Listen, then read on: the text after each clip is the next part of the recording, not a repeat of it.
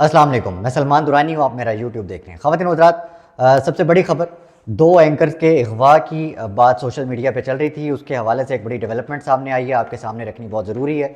आज सारा दिन मुज़ाकरात होते रहे, उसके हवाले से भी एक ब्रेक थ्रू है,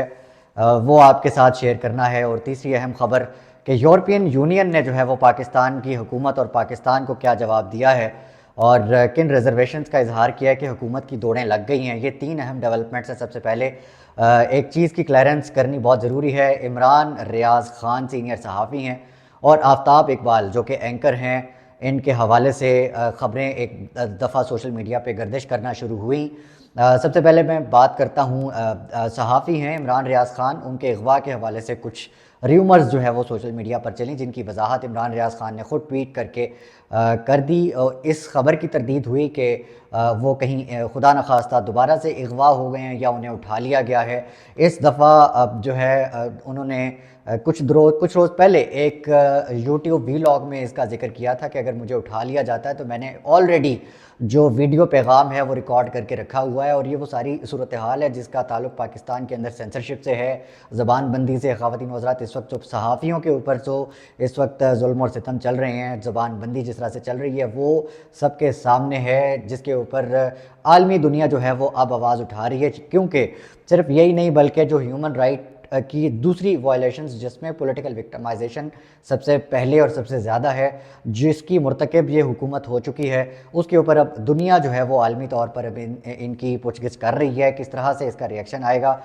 इस पे बात ज़रूर करनी है। आफ्ताब इकबाल जो कि एंकर हैं और पाकिस्तान के मायानाज और सबसे बड़े जो ट्रेंड रखने वाले,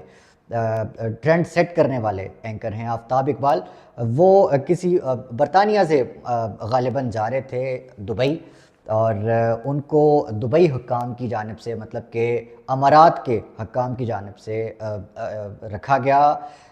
उनको गिरफ़्तार रखा गया। और अभी तक वो तफसीलात सामने नहीं आई जो कि आफ्ताब इकबाल ख़ुद आकर बताएंगे। लेकिन कई घंटे की पूछगछ करने के बाद और बताया जा रहा है कि पाकिस्तान की हुकूमत की जानिब से जो है वो रिक्वेस्ट की गई थी कि इनके साथ पूछगछ की जाए और उनसे पता किया जाए कि जी मामलात, उनकी तफ्तीश की जाए। तो उनकी तफ्तीश हुई, क्या हुआ, उन पर क्या गुजरे, क्या लम्हात थे, वो सारी की सारी सूरत हाल तब सामने आएगी जब आफ्ताब इकबाल ख़ुद इस चीज़ का इजहार करेंगे कि उनके साथ क्या बीती। लेकिन अब तक की खबर ये है कि कई घंटे की तफ्तीश के बाद अब वो वापस आ चुके हैं। और अब से कुछ देर पहले शहज़ाद अकबर साहब जो हैं, जो कि इस वक्त यूएसए में हैं, उनका ट्वीट आया कि उनकी फैमिली के साथ बात हो चुकी है और वो ही इज़ बैक होम। अब जब वो वापस आ चुके हैं तो अब इस पे जो क्या सराइयाँ हैं उन्होंने दम तोड़ दिया है कि आफ्ताब इकबाल साहब जो हैं वो मिसिंग हैं या फिर उनका पता नहीं चल रहा। वो दुबई हुकाम की जानिब से उनको रखा गया था, उनके साथ तफ्तीश हुई, वो सारी की सारी सूरत हाल आपके सामने। ख़वातीन हज़रात, दूसरी अहम बात कि मुज़ाकरात जो है वो हुकूमत पाकिस्तान, जिसको आज से पहले पाकिस्तान तहरीक इंसाफ बतौर पार्टी, उनके कायद इमरान ख़ान फॉर्म 47 की हुकूमत कहते थे, उनकी लेजिटिमेसी पे सवाल उठाते थे, और अब उनके साथ बैठ के मुज़ाकरात जो है वो का आगाज़ हो चुका है। आज पहला दौर था मुज़ाकरात का और उसमें 3 जो लोग थे कमेटी के पाकिस्तान तहरीक इंसाफ की तरफ से, मतलब ये कहना दुरुस्त होगा कि अपोजिशन की तरफ से, क्योंकि पाकिस्तान तहरीक इंसाफ से सिर्फ असद कैसर आज जो है वो शरीक हुए और जो बाकी नाम इमरान ख़ान की तरफ से फ़ाइनल किए गए थे इस कमेटी में वो शामिल ना हो सके मसरूफियात की वजह से, जिसकी वजाहत जो सामने आई है वो मैं आपके सामने रख देता हूँ। और सवाल ये था कि जो हामिद ख़ान है वो कहाँ थे, तो वो इस वक्त मुल्क में नहीं है। उमर अयूब की बात हो रही थी, तो उमर अयूब जो हैं वो आज पेशावर थे अपने इंपॉर्टेंट केसेस की वजह से। अली अमीन गंडापुर साहब जो हैं वो किसी कैबिनेट की मीटिंग में आज मसरूफ़ थे और पीटीआई ज़राए की जानिब से ये कहा जा रहा है कि हुकूमत से उन्होंने गुजारिश की थी कि ये मुज़ाकरात जो हैं वो 1 या 2 रोज़ आप मौखर कर दें ताकि हमारे तमाम कमेटी के मेंबरान जो हैं वो इस मुज़ाकराती जो इजलास है आज उसमें शामिल हो सकें। आज जो मीटिंग हुई उसकी पेशरफ्त ये है, आपके सामने रखनी थी। अच्छा, मेरे लिए सबसे इम्पॉर्टेंट पॉइंट ख़वातीन और हज़रात जो ये था कि अल्लामा नासिर अब्बास साहब, जो कि जिनका बड़ा एक सख्त स्टैंस है हुकूमत को लेकर, फॉर्म 47 की हुकूमत मानते हैं इसको और वो इसको एक बिल्कुल लेजिटिमेट गवर्नमेंट नहीं मानते, तो अल्लामा साहब की जो इसमें शिरकत اور پھر ان کا یہ کہنا کہ میرا نام اگر عمران خان صاحب نے دیا ہے تو میں صرف اس وجہ سے اس مذاکرات میں شامل ہوں. اور جہاں تک میں نے علامہ صاحب سے بات کی تو مجھے ان کی بات چیت سے یہ نہیں لگا کہ ان کو کوئی خاطر خواہ جو ہے وہ امید ہے اس مذاکرات کی ایک کوشش، ایک کاوش سے، جس کا سب سے پہل جو ہے وہ عمران خان نے کی. لیکن حکومت نے آج پی ٹی آئی کی وہ ریکویسٹ کیوں نہ مانی کہ جب پی ٹی آئی نے بولا، پی ٹی آئی کے کچھ لوگوں نے بولا کہ آپ جو مذاکرات ہیں وہ مؤخر کر دیں، تو حکومت کو اتنی جلدی تھی ان مذاکرات کی کہ انہوں نے کہا کہ نہیں آج ہی ہوں گے اگر مذاکرات شروع ہوں گے. تو آج پہلا دور تھا جو کہ خوش آئند ہے. آگے دیکھیے کہ کیا اس کا کنکلوژن نکلتا ہے. لیکن خواتین و حضرات، سب سے امپورٹنٹ بات اس میں یہ ہے کہ جو 3 مطالبات ہیں، عمران خان صاحب کی رہائی، 26 نومبر اور 9 مئی کے اوپر جو ہے وہ جوڈیشل کمیشن، کیا وہ 3 چیزیں عمل میں آ سکتی ہیں یا نہیں آ سکتی، یہ وہ سوال ہے جو کہ اس وقت سوشل میڈیا کے اوپر بہت بنیادی سوال ہے جو کہ اٹھایا جا رہا ہے. اور میرا خیال ہے یہی وہ بنیاد ہونی چاہیے جو کہ اگلی ملاقات جب بھی خان صاحب سے فیسیلیٹیٹ کروائے گی گورنمنٹ، کمیٹی کے ممبران کی جو کہ اپوزیشن کی کمیٹی ہے، تو وہ خان صاحب جو ہے وہ رکھیں گے. اور اس میں ممکنہ طور پر جو 3 جنوری کو اگلی ملاقات ہونے جا رہی ہے، سب سے پہلا مطالبہ اس میں یہ ہوگا کہ عمران خان صاحب کی فوری رہائی، جو کہ حکومت جو ہے وہ فوری طور پر مان نہیں سکتی، یہ عملی طور پہ ممکن نظر نہیں آ رہا. تو اس میں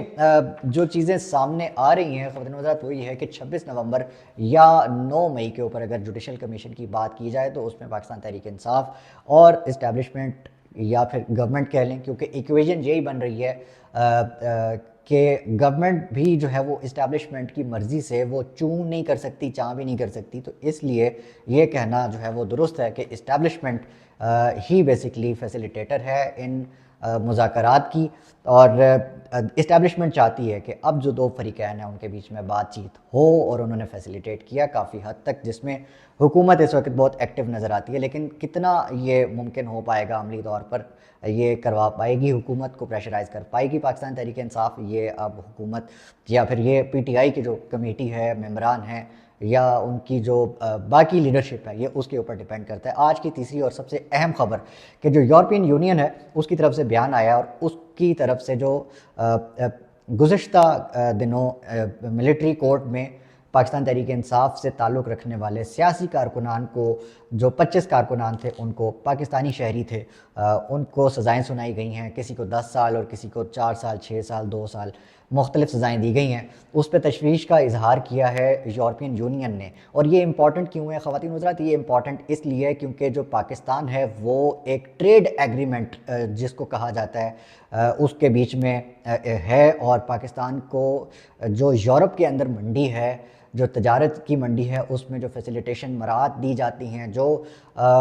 یا کہہ لیں اس میں آپ کو بینیفٹس دیے جاتے ہیں، اس کو کہتے ہیں جی ایس پی پلس. اس کے ذریعے جو ہے وہ یورپ میں پاکستانی برآمدات کو کچھ تجارتی جو ہے وہ مراعات دی جاتی ہیں. اچھا، اس میں صرف یہ تجارتی بینیفٹس نہیں ہیں جو کہ جا سکتے ہیں، یا جو اس میں اور انڈرسٹینڈنگز بھی میں سمجھتا ہوں کہ شامل ہیں، جو کہ